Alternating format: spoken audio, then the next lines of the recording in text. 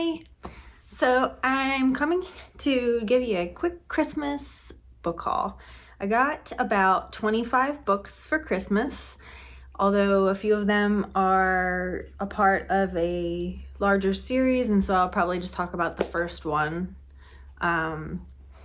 There are a mix of different genres in here. I'm not going to go in any specific order. I'm just going to kind of grab off the pile and let that be that. So, and don't mind the dogs. This is Bear Dog. He's a mutt from Spain. And Hazel. Oh, she's chasing the shadows. We'll see her later. First I have Labyrinth. This is by Kate Moss. And I originally heard about this book when somebody recommended this to people who liked Outlander. And I did. I was a big Outlander fan.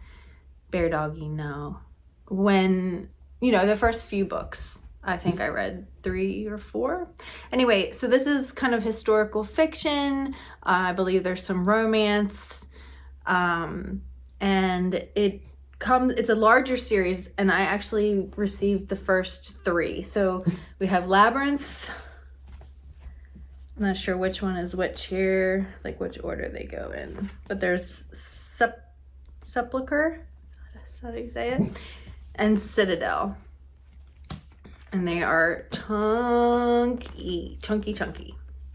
So this says in July 1209 in Carsicone, 17-year-old Alice Pelletier is given a mysterious book by her father, which he claims contains the secret of the true Grail. Although Alice cannot understand the strange words and symbols hidden within, she knows that her destiny lies in keeping the secret of the labyrinth safe.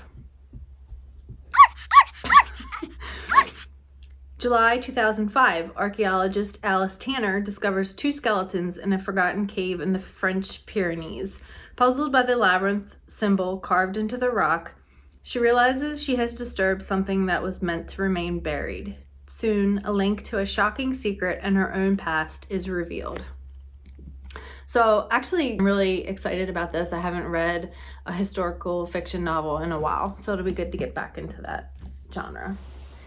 And then I also received The Covenant of Water by Abraham Verghese. This is the Oprah Book Club pick, and it also is a chunky boy. This is also kind of, I think maybe it has some historical. Yeah, so it spans from 1900 to 1977. And it's set in Kerala on India's Malabar coast.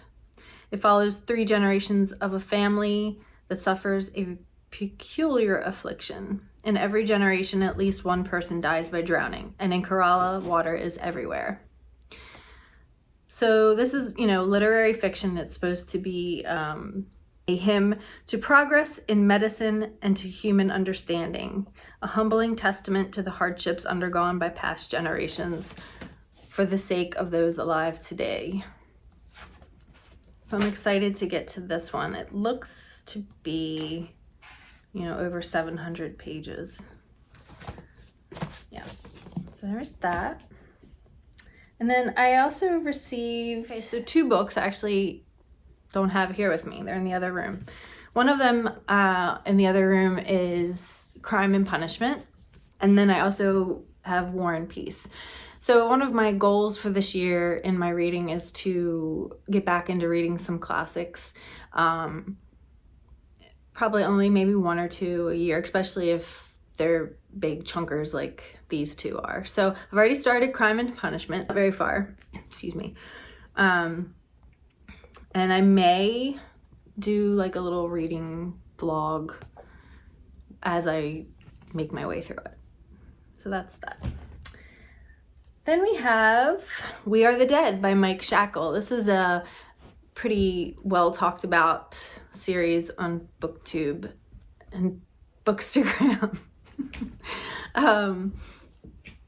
And I don't know much about it. I know that it's first book in a series.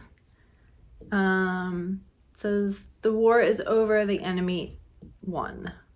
A debut epic fantasy full of crunching revolutionary action, twisted magic, and hard choices in dark times.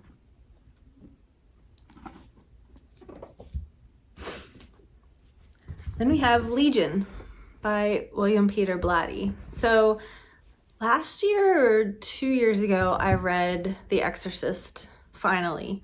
So The Exorcist was a movie that I had watched too young as a kid and was really terrified by it and would have nightmares well into adulthood. And so I put off reading The Exorcist because I was just afraid it was gonna scare the pants off me. This, on the other hand, is, which I originally thought this was the follow-up to The Exorcist, but it's not. I believe it's more of a murder mystery. A novel of breathtaking energy and suspense, Legion takes the reader on an extraordinary journey into the uncharted depths of the human mind and the most agonizing questions of faith and the human condition. Yeah, a young boy is found horribly murdered in a mock crucifixion. Is the murderer the elderly woman who witnessed the crime, a neurologist who can no longer bear the pain life inflicts on its victims, etc., etc.? Then I have Witherward.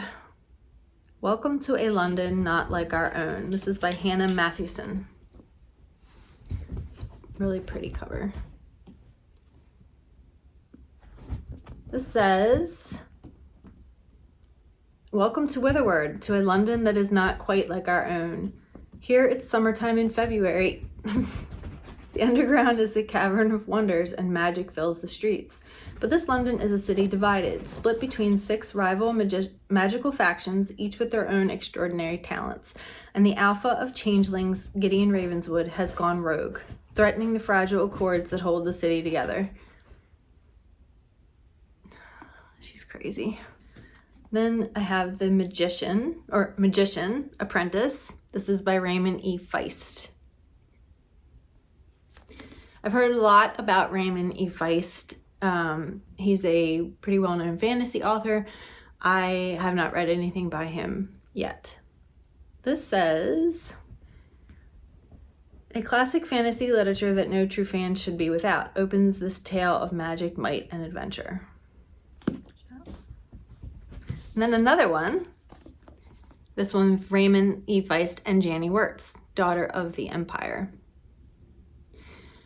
This is the #1 book in the Empire trilogy, a magnificent, epic, heroic adventure and dynastic struggle. Enter the mysterious and exotic world of Kelvon. You know, it seems to have some of the classic fantasy political players, wit, intelligence, cunning, assassins,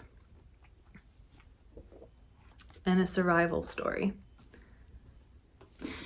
Next we have Between Two Fires by Christopher Buehlman, an epic tale of medieval horror. Again, I've heard of this on BookTube. And again, it's kind of like a historical fiction, fantasy story. It says, a brutal knight offered one final chance at salvation. A troubled priest, last survivor of his parish, drowning himself in wine and guilt. A young girl orphaned by the Black Death, obeying the commands of angels both terrible and beautiful. This trio will undertake a journey across a medieval French countryside decimated by war and plague, encountering along the way martyrs and saints, brigands and fools, the damned and their hellish masters. They have little chance to save mankind, but they might, just might, save their own souls. Another red book. This one is a nonfiction. It's, again, a pretty popular one, I believe. It's called The Gulag Archipelago by Alexander Solzhenitsyn. I believe this is this author's experience. Yeah, chilling report of his arrest interrogation, which exposed to the world the vast bureaucracy of the secret police that haunted the Soviet society. So I typically don't read a lot of nonfiction, and when I do, it tends to be more true crime or even like celebrity story, memoir kind of stuff. So this ought to be interesting, but the Soviet Union, and they're like the whole KGB, and that all that interests me very much. So I think this would definitely work for me. Oh my goodness, another red book. I didn't plan this, I swear. This is The September House by Carissa Orlando. I believe this is like a haunted house story, thriller. Let's see. Yeah, a woman is determined to stay in her dream home even after it becomes a haunted nightmare in this compulsively irritable, twisty, and layered debut novel. So I am all for a great haunted house story. And if you look at some of the beginning pages, this reminds me of the yellow wallpaper. And I wonder if this is gonna, have some of the same characteristics in it. Have you ever read that? It's a short little novella about a woman who basically goes insane in a room with yellow wallpaper. So this next one is a sci-fi, Ascension by Nicholas Binge. This one too is a pretty new release. It's been all over BookTube and Instagram, so I'm sure it doesn't need much of an explanation. But apparently a snow-covered mountain appears in the Pacific Ocean, and no one knows how to explain its existence. Considers the limitations of science and faith and examines both the beautiful and unsettling sides of human nature. I really love when science fiction books incorporate a lot of religion and human nature within their scientific, within the future and scientific discoveries, and how those, because a lot of times, science and religion bump heads. You have the people that believe in the Big Bang, or you believe in, Adam and Eve. So I always find it interesting to see how an author handles those ideas in their fiction book. Another science fiction, Like the Lightning by Ada Palmer. This one I've heard, I think Tori talking about this one. It says, Mycroft Canner is a convict. For his crimes, he is required, as is the custom of the 25th century, to wander the world, being useful to all he meets. Carlyle Foster is a censor, a spiritual counselor in a world that has outlawed the public practice of religion, but which also knows that the inner lives of humans cannot be wished away. The world into which Mycroft and Carlyle have been born is a hard-won utopia built on abundance, but also on mandatory systems of labeling all public writing and speech. What seems to us normal gender distinctions are now taboo, and most of the world's population is affiliated with globe-girdling clans of the like-minded, whose endless competition is managed by all-powerful technocrats. This, to us, it seems like a mad combination of heaven and hell. To them, it seems like a normal life. I've heard this is really good. I believe this is also part of a series too. These next two books are a duology, I think, and I believe they are YA, which I honestly am not a huge YA reader. I don't necessarily look for romance in my books. I do, every now and then, I like a good romance, but for the most part, I stick with adult. Anyway, we have Daughter of Red Winter by Ed McDonald and Traitor of Red Winter, which is the second one. It says, Rain is 17 years old and on the run. She can see the dead, a secret that could get her killed. Seeking refuge with a deluded cult is her latest bad decision, but rescuing an injured woman in the snow is soon revealed to be an even more horrific mistake. Rain must survive by her wits and her skill with a bow in a world turned upside down. A battle, a betrayal, and a horrific revelation finds her inside Red Winter herself, where anyone caught communing with ghosts is put to death. So yeah, it sounds interesting. And I think these came from the Broken Binding, and they are signed editions. So really, really pretty. I mean, look at their cover. Yeah, and look at this one. Great detail. And the other book that I have that is not in the room with me that I will put a picture up is To Swim in a Sea of Stars by Christopher Paolini. I'm actually reading that one right now. I'm about halfway through. It's another sci-fi adventure story. Yeah, I'm liking it. I have thoughts, but I'll save that for another video. And my last book is actually the series, and I got 6 of them, is Bernard Cornwell's The Last Kingdom. And this one is about Uhtred and Alfred, and it's also like historical fiction. And I'm sure everybody is very familiar with Bernard Cornwell and his series.